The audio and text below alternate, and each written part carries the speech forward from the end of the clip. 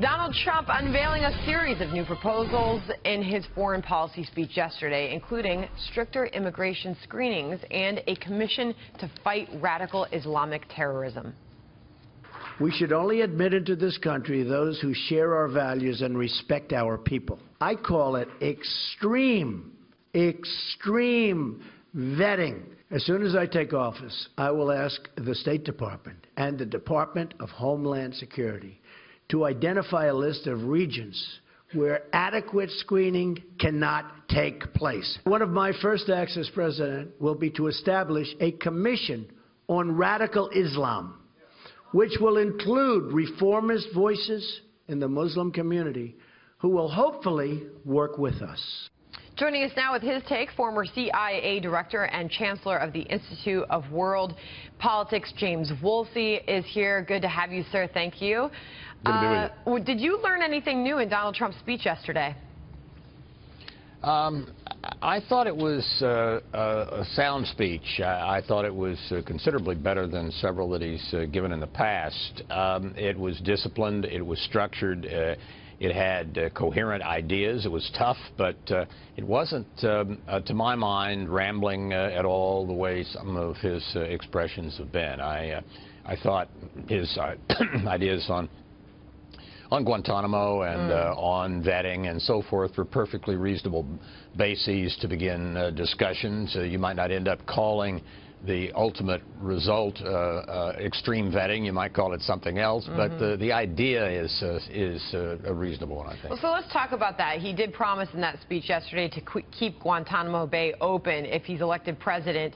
This coming as the Defense Department is announcing the transfer of 15 detainees from Guantanamo Bay. This is the single largest transfer that we've seen from the facility under President Obama since there have been reports that we are unable to keep track of the whereabouts of these transferred detainees. Does Trump's plan to keep Gitmo open make more sense, do you believe, James? Well, I've been in favor of keeping Gitmo functioning for many years. I think it doesn't make sense to go to all the trouble to arrest someone who has, and convict someone who has been a terrible terrorist, and then treat them like a trout and release them. So you just sort of keep doing catch and release, because you have sent them over to some state in the Mideast where they're originally from, and they're not really going to go into prison, and if they do, it's only going to be for a brief period of time or a prison they can get out of. So I think a lot of the way Gitmo has operated in the past has not been sound and reasonable. And I think that it should stay functioning. They have about 60 detainees now, I suppose, and those are likely to be the hardest line of the hardest line ones. I'm not quite sure what we gain by releasing them. And John, I want to bring you in here. When Trump talks about extreme vetting, can you give us some sense of what the U.S. is doing now and how it could tighten up its vetting process? Well, what steps could be taken that would make this that would protect Americans? I don't know how it's vetted, how people who come from a country like Syria and let's say they're not political, it's a physician and his family, and they want to go on vacation to Disney World, and they want to come to the United States. I don't know how they are vetted now. I do know that during the Cold War, we did not casually let people from, let's say, the Soviet Union into the United States. We didn't just look at their birth certificate or whatever. It was very hard to come from a totalitarian state like the Soviet Union and get admitted to the United States. And today, the countries that one has to worry about generating terrorists rather than tourists are places like Syria. So I think that it's not that we have always just let anybody in anytime they want to come, and now we're going to change it. We've had criteria and restrictions all along for different purposes, and it makes sense to be tough on vetting. I think part of the problem is you have to let it keep everybody out. But James, I think part of the problem is he's not being specific on and the resources that this would require to engage in this sort of vetting.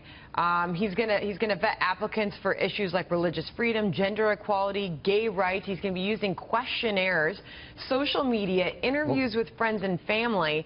But this is going to take a lot of manpower, right? Well, look back at how we looked at people during the Cold War who wanted to come visit us from a communist state. Communist states got into the lives of all of their citizens and tried to manage everything about them. So it was, you know, it would be very hard in, let's say, in the 1980s to find somebody from East Germany who wanted to visit the United States and was just a nice person. It would have taken a lot of effort, a lot of searching in order to find that this person was not under the dominance of the East German regime. We have vetted people strongly in the past for decades. It's just that we're describing it, he's describing it differently, I think, than it's been described before. Yeah. Mr. Woolsey, this is Kirsten Haglund here. So I have a question about Donald Trump and his moral credibility, because he talked about something very important, and that is fighting the ideology of radical Islam, which if you're going to fight an ideology, you need to have a stronger idea that you believe in. Us as Americans, we believe that this is the greatest country on earth. Does Donald Trump have the moral credibility in the Islamic world and worldwide to really be the face of that and to convince people that American ideals and Western ideals are better? Good question. If he doesn't, he has to develop those if he gets to be elected as a president. We are, I think, not only the greatest country in the world. We stand for liberty. We stand for fairness. We stand for the rule of law. And we have to continue to take that stance. And I think we can and will. We have, under presidents of all sorts of different political stripes, done that for many years. But we can't give up on that. That's our essence. All right. Thank you so much for joining us this morning. Good to have you on all of that. James Woolsey. Good to be.